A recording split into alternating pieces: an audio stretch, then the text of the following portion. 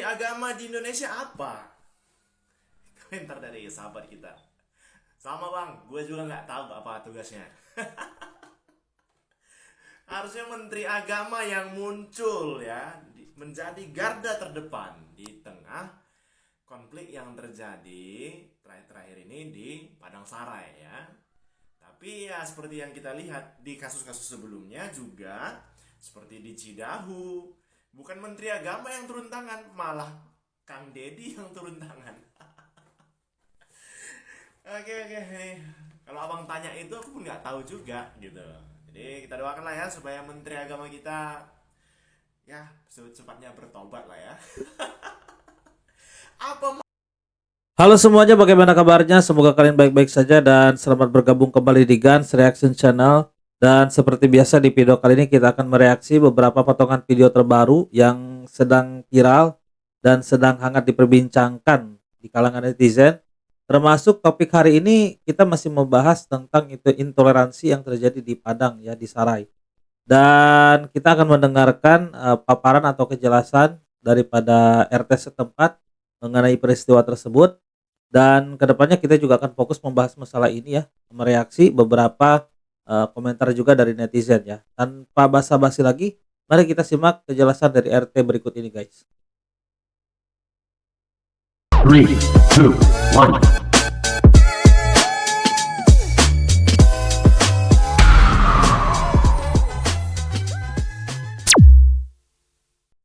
Tolong viralkan video ini supaya sampai ke media-media para konten kreator. Ini dia keterangan dari Pak RT setempat atas isu pengerusakan di Padang. Nah, ini perspektif atau dari kacamata Pak RT ya, yang ada di kejadian tersebut ya. Jadi mari kita dengarkan penjelasan dari Pak RT bagaimana kronologi yang sebenarnya terjadi di sana ya. Kampung di sini selaku ketua RT 002 RW 9. Tepatnya di Kelurahan Padang Sarai, dusunnya di Terata Indah. Jadi saya selaku ketua RT tegas menyampaikan pada hari ini kepada kita yang di pada hari ini semuanya yang harus kita pahami tentang masalah cerita di medsos tersebut itu padahal sebenarnya tidak masuk akal. Kenapa tidak masuk akal? Yang harus kita pahami sendiri, pertama sekali tempat ibadah yang dia lakukan itu tidak mengantongi salah satunya izin. Nah, pertama dia menyangkal bahwa cerita yang beredar di sosial media itu tidak benar ya. Dan dia menganggap Pak RT ini mengatakan bahwa sebenarnya kegiatan tersebut tidak mengantongi izin katanya. Izin operasi atau izin dan segala macamnya. Jadi rumah ibadah beliau padahal waktu mulai dibangun di situ tuh di sekitar bulan Desember tahun 2024 setelah digunakan itu pertamanya untuk rumah tinggal.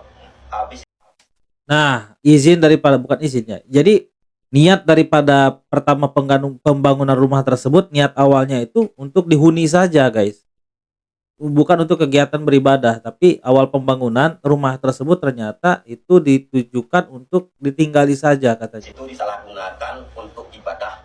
Tapi karena umat Islam banyak diselingkar di rumah itu tuh merasa resah di situ tuh dapat laporan kita padahal dia melakukan sembahyang bagi umat Kristen di sana. Jadi karena kita selaku RT-nya kita panggil yang bersangkutan, nyata dia mengakui katanya itu pendidikan untuk anak, itu yang kita sayangkan. Kita tanyakan izinnya, dia tidak memiliki izin. Setelah berjalan juga, waktu berjalan terus berdasarkan masyarakat yang dilakukan oleh Bapak Daji itu, akhirnya timbul kecurigaan warga karena ada salah satu pemasang kilometer di rumah tersebut. Dalam kilometer itu tertulis rumah doa atau gereja. Baru timbul gejolak dari masyarakat memicu image yang tidak bagus. Padahal di situ tuh di media massa dengan saudara segala macam sudah gini gitu, sudah sebar semuanya menjelekkan nama kami di Sumatera Barat. Bohong semuanya. Dia tidak mengantongi izin. Waktu saya tanya sama dia, tidak akan menjadikan gereja. Tapi dalam video yang dilakukan, yang dikerjakan situ dia kata yang jemaah adalah itu gereja. Tapi dalam di rekening listriknya tetap namanya gereja, tapi tidak mengantongi izin sama sekali. Saya selaku RT, kena dituding oleh warga saya, katanya warga saya itu mungkin sudah begini gitu dengan yang bersangkutan.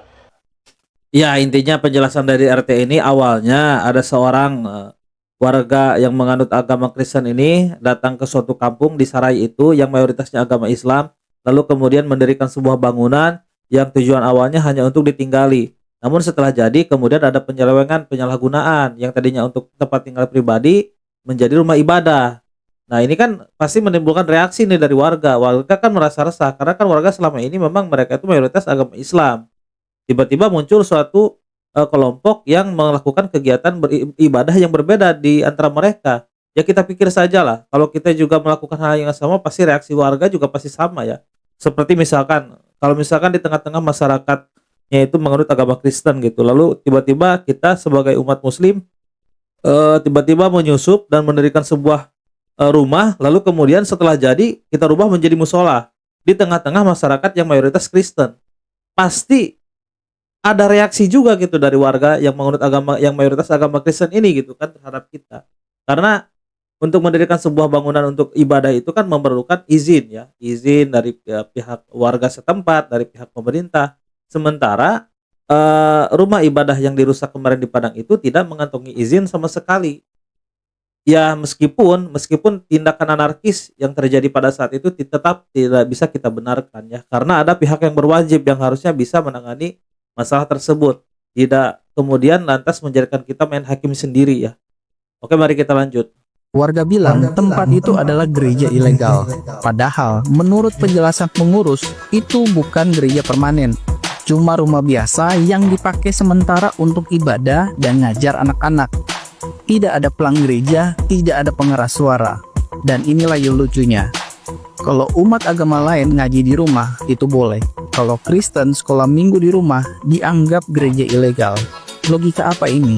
Apakah Ya nggak salah sebenarnya. Yang salah itu ya justru kalau dilakukan di tempat yang mayoritas itu agamanya Muslim gitu kan.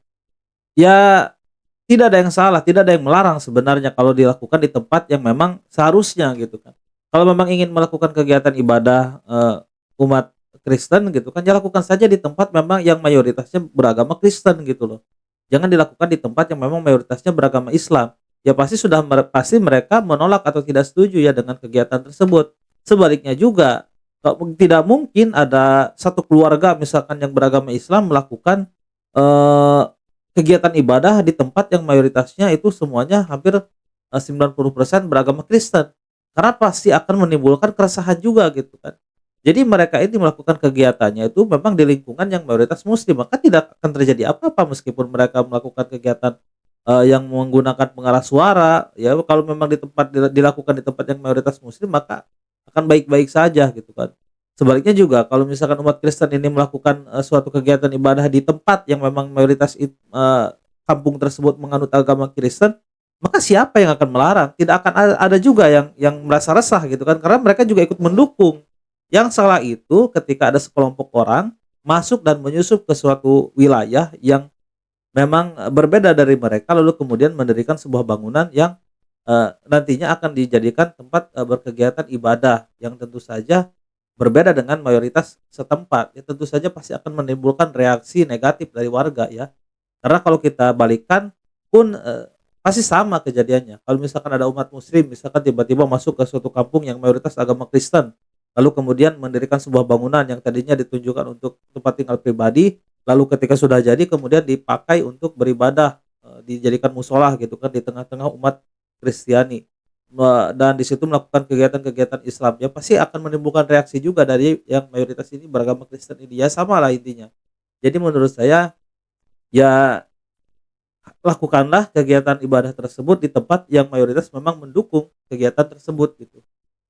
Pak Fauzi Bahar ya sahabat saya ya, bahwa sebetulnya. Nah ini reaksi daripada Menteri Agama. Kemarin banyak yang kecewa juga terkait pernyataan dari Menteri Agama ini yang menganggap bahwa kejadian intoleransi di Padang ini hanyalah kesalahpahaman katanya. Ini adalah dipicu oleh kesalahpahaman. Cuma itu bersentuhan dengan masalah agama. Kesalahpahaman ini juga bisa bersentuhan dengan adat, bisa juga bersentuhan dengan kepentingan politik, ekonomi dan sebagainya. Ini kebetulan sedikit bersentuhannya dengan masalah agama. Jadi masalah kesalahpahaman ini perlu menjadi objek perhatian kita bersama, khususnya menyangkut masalah keagamaan ini, karena ini ya bukan hanya reaksi ini saja, bukan hanya statement ini saja yang membuat para korban ini kecewa terhadap Menteri Agama, tetapi kehadiran Menteri Agama di Padang juga yang kurang gercep itu juga menjadi kekecewaan mereka juga ya. Jadi yang seharusnya yang pertama kali datang ke Padang dan melihat bagaimana kondisi korban itu kan harusnya Menteri Agama ya. Tapi faktanya malah Wakil Presiden duluan nih Pak Gibran yang mendatangi korban terlebih dahulu, dan ini eh, yang menimbulkan kekecewaan warga terhadap Menteri Agama ya. Seharusnya yang menjadi orang pertama yang ada di depan itu yang ikut membela korban ini adalah Menteri Agama. Yang mereka itu merasa kehadiran Menteri Agama ini sangat dibutuhkan dalam kondisi seperti ini. Tapi malah kemarin itu Wakil Presiden kita Pak Gibran ya yang mendatangi korban dan melihat kondisi korban serta membantu korban yang terdampak daripada kasus intoleransi ini. Ya, tetapi itu saja menurut saya kita sudah harus bersyukur banget ya. Karena pihak pemerintah ini Wakil Presiden langsung turun tangan gitu. Artinya kan para korban juga merasa bahwa mereka itu dilindungi oleh negara ya dengan adanya kehadiran Pak Gibran kemarin ya.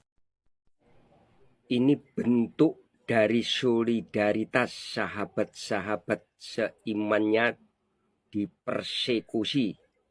Semula intoleran terjadi di Sukabumi. Warga mau berdoa diusir, dilarang. Terus baru-baru ini. Tapi kenapa harus ada izin? Karena minoritas ya, takut diusir ya? Iya, sebetulnya mereka mengargumentasikan izin itu lemah. Supaya bubar, mereka menggunakan berbagai cara. Toa yang kencang-kencang.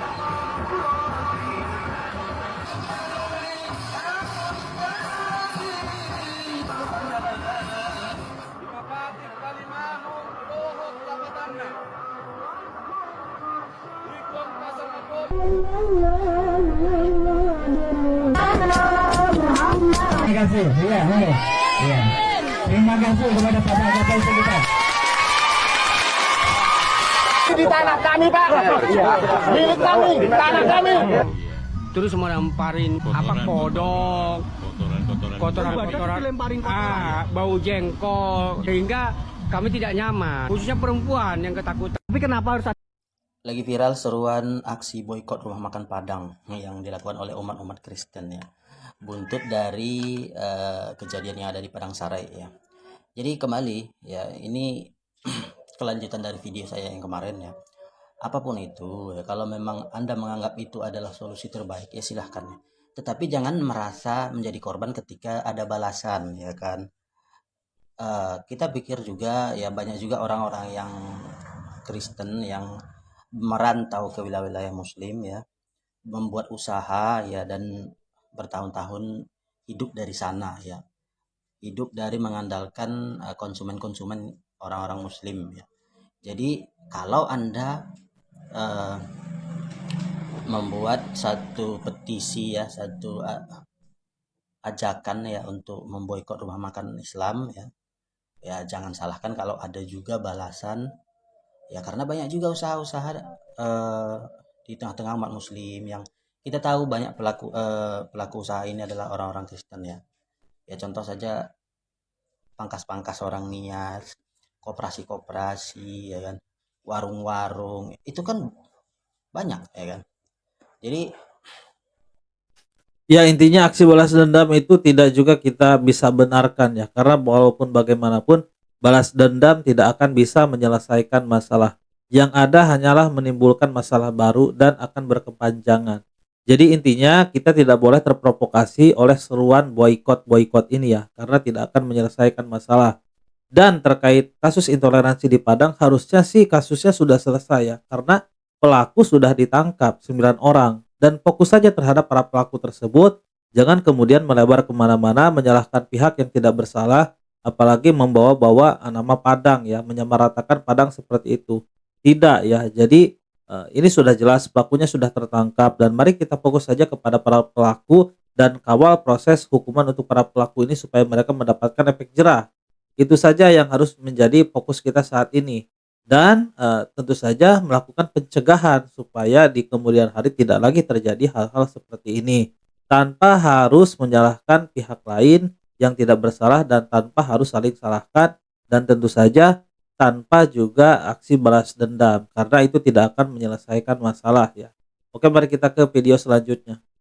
Sebenarnya umat Islam bukan resah karena umat Kristen sembahyang. Nggak ada urusannya umat Kristen sembahyang dengan umat Islam. Urusan masing-masing nggak mengganggu. Tetapi umat Islam diajarkan untuk merasa resah oleh Al-Quran dan hadis jika melihat umat Kristen, walaupun orang Kristen itu tidak sembahyang. Ini juga berlaku untuk Yahudi. Apa penyebab Muslim begitu benci Israel? Muslim nggak punya alasan apapun untuk benci Israel, selain karena Islam menyuruh Muslim untuk benci Israel. Betul kan? Enggak. Ini keliru nih. Jadi umat Islam atau Muslim membenci Israel karena mereka itu benci bukan karena disuruh ya, tapi karena memang perilaku dari Israel atau Zionis ini yang saat ini menjajah saudara kita di Palestina ya, dan aksi penjajahan tersebut tentu saja harus kita kecam sama-sama, bukan hanya sebagai umat Muslim, tetapi sebagai manusia kita juga harus mengecam perilaku Zionisme ini ya, yang dilakukan oleh yang tentu saja Israel ya. Jadi kita itu benci berdasarkan apa yang mereka lakukan gitu kan.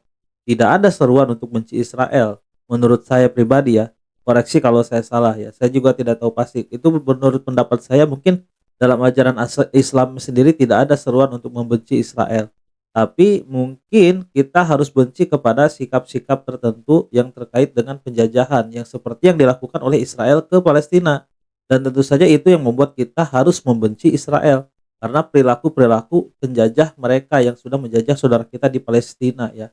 Jadi memang Al-Quran dan hadis yang membuat Muslim menjadi umat yang paranoid dan fobia terhadap banyak hal. Dikit-dikit haram, dikit-dikit masuk neraka, ya kan? Jadi sekali lagi, inilah biang masalahnya. Bukan Kristen, bukan oknum, bukan salah paham. Kita tidak akan bisa menyembuhkan jika kita tidak jujur apa yang jadi sumber penyakit. Semua ini memang salah ajaran agama Islam. Tidak ada yang salah dengan ajaran Islam ya. Jadi jangan salahkan kemudian ajarannya ya. Ini hanyalah pure oknum yang tidak bertanggung jawab saja. Ajaran Islam sudah sempurna. Umat Muslim juga diajarkan untuk belajar tentang Islam yang memang diyakini oleh umat Muslim ini adalah ajaran yang benar dan sempurna ya, ajaran Islam ini. Jadi jangan kemudian menyalahkan ajaran Islamnya. Tapi salahkanlah oknum intoleransi ini yang sudah tertangkap sebanyak 9 orang. Itu saja fokus yang kita salahkan ya. Jangan kemudian bawa-bawa ajaran Islam ya.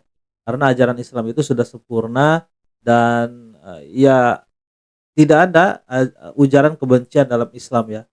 Karena ajaran Islam itu rahmatan lil alamin, kita tuh diajarkan untuk menyayangi ke semua umat manusia ya yang ada di muka bumi ini. Kita tidak diajarkan kebencian, kita tidak diajarkan untuk membenci satu sama lain, malah kita diajarkan untuk saling menyayangi sesama umat manusia gitu kan, tanpa pandang bulu apapun ras dan agamanya ya. Islam adalah agama yang mengajarkan kita tentang kesetaraan ya, tanpa membedakan, semua derajatnya sama lah. Intinya kita ini adalah umat Muslim yang diajarkan oleh Islam untuk kesetaraan ya, derajat manusia. Tidak ada yang dibeda-bedakan. Hanya saja yang membedakan di antara kita itu adalah amal ibadah kita ya. Jadi untuk urusan kemanusiaan ya kita sama diajarkan untuk berbuat baik juga ke semua sesama manusia tanpa pandang bulu gitu kan. Jelas ya? Jadi karena kita selaku RT-nya, kita panggil yang bersangkutan, nyata dia mengakui katanya itu pendidikan untuk anak, itu yang kita sayangkan. Kita tanyakan izinnya, dia tidak memiliki izin. Nah, kelihatan kan? Ketika dijawab pendidikan untuk anak, malah disayangkan. Dan ditanya apakah ada izin. Apakah guru ngaji rumahan ada izin? Enggak kan? Ya tidak ada kalau dilakukan di mayoritas yang tempat memang mereka itu mendukung kegiatan tersebut. Seperti yang saya bilang di awal video tadi ya, ini kan masalahnya ada sekelompok orang yang mendirikan rumah ibadah di tempat yang memang mayoritas itu beragama Islam. Ya tentu saja akan menimbulkan reaksi negatif dari warga. Bayangkan juga kalau kita melakukan hal sebaliknya, umat Muslim lah yang tiba-tiba menyusup ke kampung yang mayoritasnya Kristen, lalu kemudian mendirikan rumah, lalu kemudian dijadikan rumah ibadah. Tentu pasti saya yakin akan menimbulkan reaksi juga dari warga setempat, apalagi tidak mengantongi izin. Kalau memang itu yang terjadi di Padang Sarai ya. Apakah Taman Pendidikan Al-Quran, Majelis Taklim, Rumah Tahfiz punya izin? Jadi, apanya yang disayangkan? Kalau sekelas Rumah Tahfiz yang memang sudah memiliki siswa banyak, saya yakin mereka juga untuk izin mendirikan bangunan pasti ada izinnya ya. untuk mendirikan rumah makan saja, untuk mendirikan rumah pribadi saja pasti ada izinnya saat ini ya. Tidak mungkin tidak ada gitu. Minimal persetujuan dari warga itu pasti ada. Masalahnya kan yang dirusak oleh warga di Padang itu adalah bangunan yang memang kegiatannya pun bahkan tidak memiliki izin dari warga. Tetapi sekali lagi ya, saya tetap tidak membenarkan atau tidak membolehkan pengrusakannya. Tindakan pengrusakan atau tindakan anarkis yang terjadi di Padang Sarai tetap harus kita kecam dan pelaku harus tetap dihukum seberat-beratnya supaya ini menjadi pelajaran dan tidak ditiru lagi oleh orang-orang selanjutnya ya. Oke, mari kita lanjut. Kita sepakat kita tidak boleh lagi makan nasi Padang. Untuk apa, Pak? Tidak ada gunanya boykot itu. Tidak akan menyelesaikan masalah juga. Ujung-ujungnya nanti balas dendam terus. Dan tidak berkepanjangan aja, tidak akan selesai-selesai. Sudahlah gitu. Jangan saling salahkan lagi. Toh sekarang ini para pelaku sudah ditangkap. Fokus saja terhadap pelaku yang sudah ditetapkan sebagai tersangka ini ya. Aksi boykot ini tidak akan ada manfaatnya dan tidak akan menyelesaikan masalah juga. Mari kita kawal proses hukuman untuk para 9 pelaku yang sudah jelas-jelas menjadi pelaku dan sudah tertangkap saat ini gitu. Jadi jangan lagi ada provokasi untuk boykot rumah makan Padang yang akan menimbulkan masalah baru lagi gitu. Apa jangka? Kalitum puntun ya Allah. Oh, kasus penganiayaan atau kasus yang terjadi di Padang Sarai, Kota Padang kemarin adalah intoleran. Anda ini polisi ya? Atau penyidik yang sudah memutuskan atau menyimpulkan kejadian kemarin adalah intoleran. Kayak gini polisi nggak mungkin lah. Ngajak orang dari Sabang sampai Merauke tidak boleh makan nasi Padang lagi. Emangnya Anda biasa makan nasi Padang? Ya, ciri-ciri orang yang sering makan nasi Padang itu cerdas. Ininya ya, cerdas, tidak suka mengadu domba. Ini pembicaraan Anda ini bahaya ke depannya ini menghasut. Permasalahannya sudah selesai. Ada yang ditangkap sebagai tersangka dalam kasus perusakan rumah doa kemarin di Padang Sarai, Kota Padang. Apalagi, dan tidak ada di sana kejadian itu membawa-bawa soal agama. Ya, jadi benar ya. Jadi menurut saya tidak ada lagi oknum yang memprovokasi masalah ini ya. Jadi kedepannya mari kita berdamai saja karena ya pelakunya sudah tertangkap, apalagi yang harus kita persalahkan gitu kan. Jangan kemudian kita menyalahkan seseorang yang tidak bersalah bahkan tidak tahu gitu duduk permasalahannya seperti apa ya. Dan tentu saja kita berharap bahwa di kemudian hari hal-hal seperti ini tidak terjadi lagi dan pemerintah harus bisa menindak tegas para pelaku ini supaya menjadi contoh ya. Sekali lagi berkali-kali saya bilang dari awal tadi ya, supaya menjadi contoh bagi orang-orang selanjutnya agar tidak melakukan hal yang sama ya. Dan aksi boykot ini tidak akan menolong, tidak akan kemana-mana juga gitu loh, tidak akan menyelesaikan masalah. Alih-alih seperti itu, marilah kita cairkan suasana, dinginkan kepala kita supaya semua pihak itu bisa saling memaafkan dan menerima bahwa ini terjadi karena memang ada oknum yang sudah tertangkap saat inilah, terlepas itu kasus intoleran atau bukan gitu kan. Tapi yang jelas pelakunya sudah ditangkap saat ini dan mari fokus saja kepada pelaku ini gitu. Anggota Komisi 8 DPR dari fraksi PKB, Maman Imanul Haq kemarin minta 9 pelaku penyerangan dan perusakan rumah doa mirip Gereja Kristen Setia Indonesia Anugerah yang telah ditangkap polisi mendapat hukuman berat. Kejadian tersebut berlangsung pada Minggu 27 Juli di Kelurahan Padang Seral, Kecamatan Kuto Tengah, Padang, Sumatera Barat. Rekaman video peristiwa penyerangan dan perusakan rumah itu viral. Menteri Hak Asasi Manusia Ya kalau misalkan pelaku dihukum seberat-beratnya kita semua setuju ya. Umat muslim pun bahkan mengecam keras tindakan tersebut ya. Tindakan anarkis sekali lagi tidak bisa dibenarkan dengan alasan apapun karena kita tinggal di negara hukum yang semuanya harus diadili secara hukum yang berlaku gitu. Bukan main hakim sendiri ya. Akibat kejadian di Padang, viral masyarakat demo di halaman kantor DPRD Kota Gunung Toli, Nias. Marahnya suku Nias sudah tak terkendali, masalahnya di Padang pemerintah Nias hanya diam tutup mata ya. Tapi mungkin untuk saat ini saya yakin pihak pemerintah yang berkewajiban menangani kasus ini sudah bergerak secara maksimal dan sudah menindaklanjuti proses hukum yang berlangsung saat ini ya, termasuk ke-9 pelaku ini, dan saya harap tidak ada lagi masalah untuk kedepannya ya, karena semuanya sudah ditangani dengan beres, pihak kepolisian juga sudah menahan tersangka, dan mari kita fokus saja mengawal hukuman apa yang akan diterima oleh para ke-9 pelaku ini ya. Yang terhormat Bapak Menteri Agama Islam Republik Indonesia, Profesor Dr. Nasaruddin Umar MA. Saya kok geli ya dengan pernyataan Anda yang ini, Prof. Yang ini, teman-teman simak sampai akhir ya, biar nggak gagal paham ya. Saya atau mengurus tim kami ke Padang, saya berharap itulah peristiwa yang terakhir ya, kejadian di Indonesia, tetapi ini obsesi kami, kesalahpahaman dan sebagainya itu sudah harus dihentikan. Maka itu Kementerian Agama punya falsafah tersendiri. Kalau seperti ini kejadiannya tidak, jangan-jangan nanti akan ada lagi. Maka itu kami selaku Kementerian Agama mencari pendekatan lain dengan cara memperkenalkan kurikulum cinta. Kurikulum cinta ini secara mendasar akan kita obsesikan untuk menghilangkan segala bentuk purbasangka, kecurigaan, dan juga kesalahpahaman antara satu sama lain. Saya sangat yakin kalau cinta mulai bekerja, kurikulum cinta sudah mulai bekerja di dalam lubuk hati anak didik kita, mahasiswa kita, maka insya Allah kurikulum yang kita sampaikan, yang kita perkenalkan ini akan menekankan aspek humanity-nya, identitinya, kesamaan dan kemanusiaannya itu nanti akan dominan.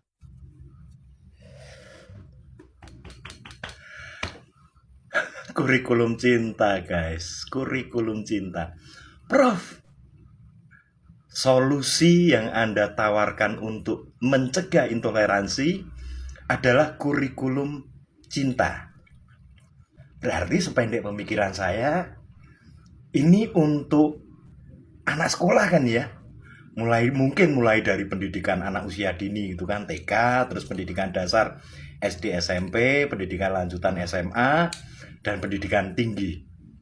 Diberi kurikulum cinta agar mereka lebih memahami keberagaman, mengedepankan cinta kasih dan lain sebagainya. Itu ya. Seorang profesor, guys. Prof, baca berita, dengar berita enggak, Prof? Pelakunya itu orang-orang tua, orang-orang gerang, Prof. Kok solusinya kurikulum cinta sih, Prof? Kalau pelakunya anak-anak sekolah, oke, benahi sistem pendidikannya dengan proyek, bikin kurikulum baru gitu kan. Ganti menteri kan ganti kurikulum supaya ada proyek gitu kan. Nah ini Anda kan baru menjabat beberapa bulan gitu kan. Nah bikin kurikulum biar ada pemasukan gitu. Itu kalau pelakunya adalah pelajar. Ini pelakunya orang-orang tua, gerang-gerang, Prof. Orang-orang yang nggak sekolah. Atau menurut Anda mereka harus dibawa lagi sekolah gitu ya. Jadi nanti di persidangan hakim memutuskan, Dok, kepada para pelaku intoleransi ini diwajibkan untuk mengikuti lagi pendidikan di sekolah dengan kurikulum berbasis cinta, KBC, seperti pencanangan Anda. Kalau menurut saya pribadi, kurikulum ini juga penting ya untuk menanamkan pemahaman kepada anak-anak bangsa ini supaya kita itu terbiasa hidup berdampingan ya. Saya yakin ya, hal ini terjadi, tindakan anarkis ini terjadi karena minimnya wawasan mereka bahwa kita ini harus bisa hidup berdampingan sesama manusia meskipun berbeda keyakinan gitu. Jadi kurikulum ini tetap harus ada kalau menurut saya pribadi ya, supaya kita itu menanamkan pemahaman kepada anak-anak sejak dini itu bahwa kita ini hidup di Indonesia yang memperbolehkan masyarakatnya menganut berbagai macam agama termasuk agama Kristen ya. Dengan begitu setelah mereka dewasa, mereka tidak akan kaget lagi ketika menemui seseorang yang beragama berbeda atau terlihat berbeda dari mereka, karena kita sudah ditanamkan sejak dini bahwa pemahaman kita itu kita harus bisa hidup rukun berdampingan dengan sesama manusia meskipun berbeda keyakinan ya. Jadi penting, pendidikan itu penting supaya menanamkan pemahaman kepada sejak dini juga, supaya setelah mereka dewasa mereka itu tidak lagi menganggap bahwa sesuatu yang berbeda itu adalah hal yang buruk gitu kan. Tidak.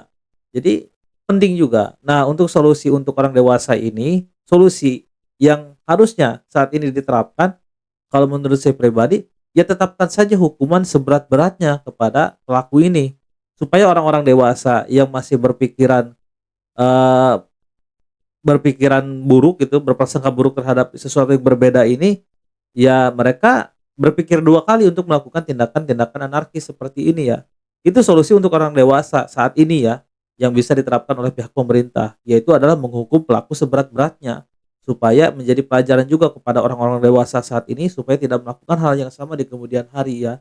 Dan untuk solusi jangka panjangnya, kurikulum berbasis cinta ini perlu juga menurut saya diterapkan ya di sistem pendidikan, untuk mengedukasi anak-anak supaya kita ini terbiasa hidup berdampingan dengan sesama manusia yang menganut keyakinan berbeda gitu kan.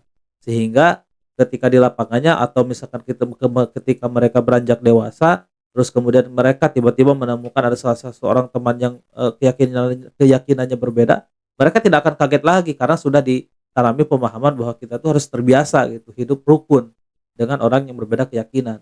Oke, mari kita lanjut. Nasib saudara kita yang beragama Katolik menyedihkan ya. Hak mereka untuk beribadah dan mendirikan rumah ibadah selalu aja dipersulit. Dan mirisnya itu terjadi di kota Kediri, Jawa Timur. Kota yang baru aja dinobatkan sebagai salah satu kota paling toleran se-Indonesia versi Setara Institut. Saudara kita yang haknya ditindas itu adalah Jemaat GKJW atau Gereja Kristen Jawa Wetan Mojoroto. Mereka udah 27 tahun beribadah di rumah kontrakan bernama TPM Mojoroto. Baru pada 2024 mereka membentuk panitia untuk bangun rumah ibadah permanen setelah dapat hibah tanah dari salah satu warga. Secara aturan, syarat pendirian rumah ibadah itu kan harus dapat izin dari 60 warga sekitar dan 90 jemaat yang dibuktikan dengan tanda tangan. Izin 60 dan 90 itu harus juga dapat pengesahan dari kepala desa atau lurah dan pejabat setempat. Nah, kabarnya panitia pembangunan GKJW udah berhasil kumpulin 65 tanda tangan warga sekitar dan 200-an tanda tangan jemaat. Mereka pun sudah memiliki surat pengantar lengkap dari aparat lingkungan. Semua berkas juga sudah diajukan ke Forum Kerukunan Umat Beragama atau FKUB Kota Kediri sejak Mei 2024. Tapi bukannya dapat rekomendasi mendirikan gereja, mereka malah disuruh ngulang dari awal. FKUB Kota Kediri berdalih ada beberapa alasan. Panitia pembangunan GKJW disebut bahwa tanda tangan yang dikumpulkan bukan tertulis dukungan, tapi cuma tidak keberatan. Situasi makin pelik saat muncul surat penolakan dari Forum Silaturahmi. Ya wajar saja ya, Kediri itu kan dikenal sebagai kota santri yang tentu saja mayoritas di sana itu berubah beragama Islam ya. Tentu saja mungkin sebagian warga ada yang menolak ya tentu saja, karena memang itu berbeda dari mayoritas mereka. Seperti yang saya bilang ya, kalau ingin mendirikan sebuah bangunan yang memang untuk peribadatan umat Kristen, lakukan saja di tempat yang memang mayoritasnya beragama Kristen. Maka ya mereka tidak akan ada masalah gitu ya. Pasti perjalanan perizinan juga pasti mulus gitu. Kalau menurut saya sih ya bentuk saja suatu kampung yang khusus diperuntukkan untuk orang-orang yang beragama Kristen gitu. Meskipun kampung tersebut bersebelahan dengan umat Muslim, tapi di kampung tersebut minimal selama 60 rumah atau 100 rumah, 250 kakak itu memang 90%-nya menganut agama Kristen gitu. Ya dirikan tempat ibadah di tempat tersebut, maka tidak akan ada masalah gitu. Yang jadi masalah itu kan ketika ada suatu wilayah atau perkotaan yang mayoritas beragama Muslim, tetapi di tengah-tengah kemudian ada sekelompok orang yang ingin mendirikan rumah ibadah di tengah-tengah mayoritas umat Muslim ini. Ini yang biasanya menjadi masalah ya, yang biasanya menjadi sulit mereka untuk membangun rumah ibadah ya. Seharusnya kalau ingin membangun rumah ibadah atau gereja atau apapun lah, lakukan di tempat yang memang mayoritas mereka itu beragama Kristen. Maka saya yakin tidak akan ada masalah. Ya siapa juga yang mau melarang gitu kan. Oke, mari kita lanjut. Pemerintah tidak boleh tutup mata. Presiden tidak boleh tutup mata dengan hal-hal seperti ini. Karena kami tidak mau rakyat binasa akan menjadi korban. Dalam arti apa? Diadu domba, diadu domba, diadu domba. Mungkin bisa besok, mungkin bisa lusa, mungkin bisa bulan depan, mungkin bisa tahun depan. Tora akan perang saudara, Tora akan perang agama. Maka saya sampaikan kepada mereka, jangan mau terpancing perang agama atau perang saudara.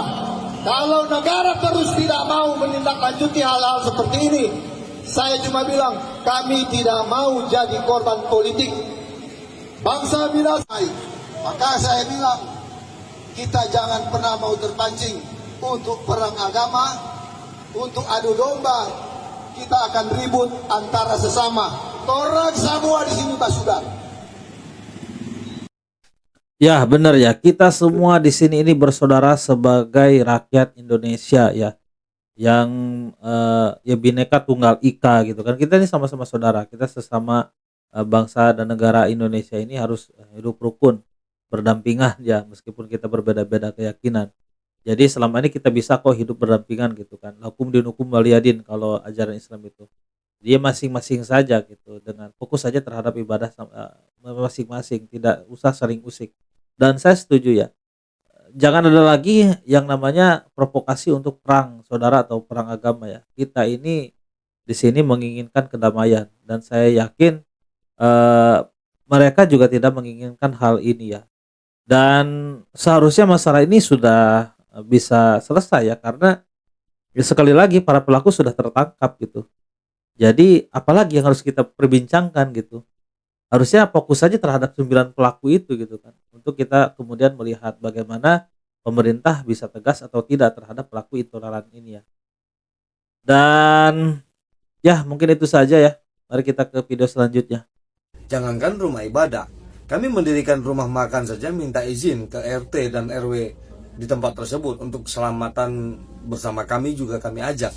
Assalamualaikum warahmatullahi wabarakatuh. Kejadian di Padang Sarai kemarin itu membuat geger karena terjadi chaos antara jemaat rumah ibadah Kristen kira-kira ya dan penduduk setempat. Dan saya coba buat bersabar, tidak langsung membuat tanggapan dalam bentuk video apapun, sambil menunggu apa yang sebenarnya terjadi. Ini pasti ada akar permasalahannya, dan dugaan saya ternyata benar. Soal izin pendirian rumah ibadah yang belum ada izinnya, soal peringatan yang diabaikan berkali-kali, soal teguran yang dibalas dengan ajakan perang. Pendetanya saja sudah klarifikasi saya lihat. Giliran setelah terjadi chaos mereka playing victim, dan pola ini banyak terjadi di mana-mana tempat yang ramai orang muslimnya. Mereka mendirikan sesuatu yang berbeda dari apa yang telah dijalankan oleh orang-orang di suatu tempat tersebut, seperti tanpa izin gitu. Itu sama aja kalian teriak hidup Persib, itu di tengah-tengah pendukung Persija. Apa yang terjadi? Pikir sendiri. Setiap daerah itu ada aturannya, setiap daerah ada ketentuannya, dan pakailah adab ketika kita di daerah tersebut. Apalagi ketika mendirikan sesuatu di rumah orang. Banyak yang sebut kami orang Minang ini intoleran ya, karena kejadian ini. Sementara banyak dari mereka masih hidup damai di ranah Minang sampai sekarang. Kita lama hidup berdampingan tanpa ada yang saling mengusik. Tapi itu atas saling menghargai, jangan seenaknya. Ini sama saja memprovokasi. Sekarang karena kejadian ini banyak berseliweran ajakan perang, boikot nasi Padang, dan lain-lain. Tapi kami orang Minang tidak pernah takut soal itu. Kami tak pernah cari perkara di kampung orang. Kami tak pernah tiba-tiba mendirikan sesuatu tanpa izin. Jangankan rumah ibadah, kami mendirikan rumah makan saja minta izin ke RT dan RW di tempat tersebut untuk keselamatan bersama kami juga kami ajak. Ya, bagus sekali. Jadi memang ini penjelasan yang sangat luar biasa menurut saya. Jadi inilah yang terjadi. Jadi jangan kemudian melebar kemana-mana sampai ada aksi boykot lah, provokasi ajakan perang lah. Itu sudah terlalu jauh ya menurut saya. Jadi saat ini pelaku sudah tertangkap dan mari kita kawal saja proses hukum yang berlangsung. Dan ini semua terjadi karena ada sebab akibat ya, tidak ujuk-ujuk terjadi.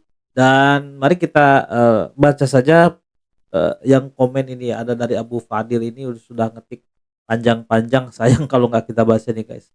Kebebasan beragama adalah hak asal setiap warga negara yang dijamin oleh Undang-Undang Dasar 1945.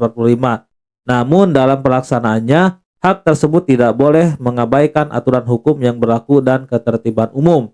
Jadi memang hak beragama itu dilindungi oleh undang-undang, tetapi jangan pula mengabaikan peraturan dan juga ketertiban umum.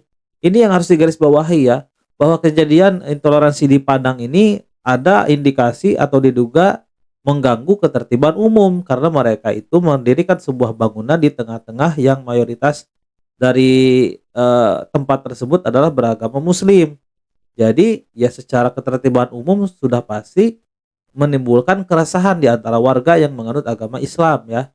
Jadi kita sudah bisa memahami bahwa pola-pola yang terjadi saat ini itu mirip sekali ya, maupun di Cidahu, di Padang ini sama saja ya. Modus operandinya seperti itu gitu kan. Dan ini yang menimbulkan perpecahan di antara kita.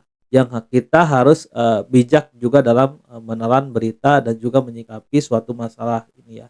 Jangan lalu kemudian hanya adanya segelintir orang atau sekelompok orang yang merusak daripada ketertiban umum ini, lantas kemudian kita menyalahkan pihak yang sama sekali tidak berdosa, menyamaratakan semua orang Padang seperti itu. Padahal selama ini, selama bertahun-tahun, ya mereka biasa saja gitu. Di Padang juga pasti ada suatu wilayah yang memang dihuni oleh mayoritas umat Kristen dan mereka tidak mendapatkan persekusi gitu kan selama ini. Ini hanyalah pure ada oknum atau sekelompok orang yang sengaja mungkin ya merusak ketertiban umum sehingga menimbulkan reaksi negatif dari warga sekitar ya. Salah satu regulasi penting yang mengatur tata cara pendirian rumah ibadat adalah Surat Keputusan Bersama SKB 3 Menteri tahun 2006 yang bertujuan menjaga harmoni antar umat beragama di Indonesia. Jadi bahkan untuk izin mendirikan suatu bangunan peribadahan itu juga ada aturannya ternyata kan. Yang ternyata kita tahu bahwa dari penjelasan PRT setempat tadi bahkan kegiatan tersebut, rumah ibadah tersebut yang di Padang di Sarai itu tidak mengantongi izin. Yang ini tentu saja dari situ saja sudah menyalahi aturan ya terkait daripada izin pembangunan rumah ibadah itu sendiri ya. Dan sudah pasti ya mengganggu ketertiban umum ya. Namun belakangan muncul fenomena yang memicu keresahan, sekelompok orang menjadikan rumah tinggal sebagai tempat ibadah secara diam-diam. Nah, ini kan memang polanya sama. Di Cidahu maupun di Padang ini sama, mereka itu mendirikan sebuah bangunan yang tadinya diperuntukkan untuk ditinggali, untuk pribadi, lalu kemudian diselewengkan menjadi rumah ibadah tanpa izin. Dan ini yang menimbulkan reaksi negatif dari warga ya. Ya meskipun sekali lagi ya, tindakan anarkis tetap tidak bisa kita benarkan karena kita tinggal di negara hukum yang sudah mengatur semuanya dan kita tidak boleh main hakim sendiri ya. Dan kemudian secara sepihak mendeklarasikan rumah itu sebagai gereja tanpa seizin masyarakat sekitar dan pemerintah daerah.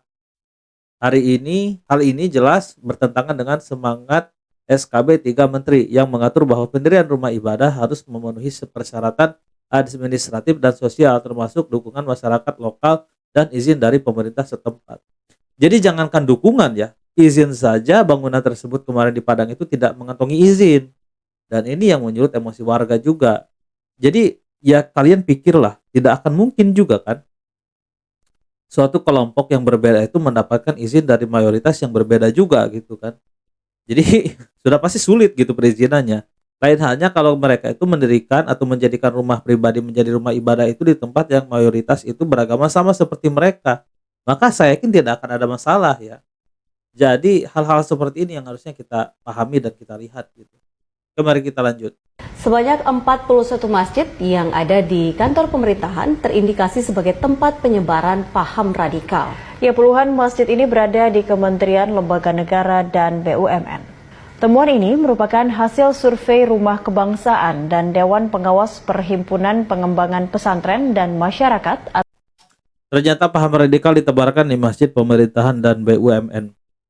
Ya alhamdulillah lah kalau misalkan pemahaman radikal ini sudah tercium oleh pihak pemerintah dan kita pun sebagai umat muslim mengecam adanya penyebaran pemahaman radikal ini ya. Jadi kita sendiri sebagai umat muslim, umat Islam ya, tidak mendukung, tidak membenarkan bahwa ajaran paham radikalisme ini diterapkan gitu. Kita juga mengecam aksi tersebut dan kita juga melarang pemahaman radikal ini berkembang di Indonesia sehingga kita bisa menciptakan kedepannya umat yang memang bisa hidup satu sama lain ya, berdampingan tanpa harus senggol sana sini, dan kita selama ini bisa gitu. Dan ya ini membuktikan bahwa pihak pemerintah juga saat ini konsentrasi penuh terhadap pemahaman radikal ini luar biasa ya. Jadi sehingga kedepannya saya yakin pihak pemerintah juga akan terus memberantas, membasmi penyebaran paham radikal di Indonesia, karena itu sangat berbahaya ya. Oke guys, mungkin hanya itu saja untuk video kali ini, dan kita berharap dan kita doakan juga mudah-mudahan masalah intoleransi yang ada di Padang di Sarai ini supaya bisa cepat selesai dan pelaku dihukum seberat-beratnya, setimpal sesuai dengan hukum yang berlaku, dan untuk membuat efek jerah juga lah. Dan kita juga doakan mudah-mudahan tidak ada lagi yang memprovokasi masalah ini, dan kita berharap masalah ini juga tidak melebar kemana-mana, tidak perlu juga sampai mengorbankan orang yang tidak bersalah ya. Dan ya, mungkin hanya itu saja ya. Dan terima kasih sudah menyimak videonya sampai habis, dan saksikan terus atau pantengin terus channel ini supaya kalian mendapatkan updatean-updatean terbaru seputar berita viral yang sedang hangat diperbincangkan saat ini. Dan sampai jumpa kembali di video selanjutnya.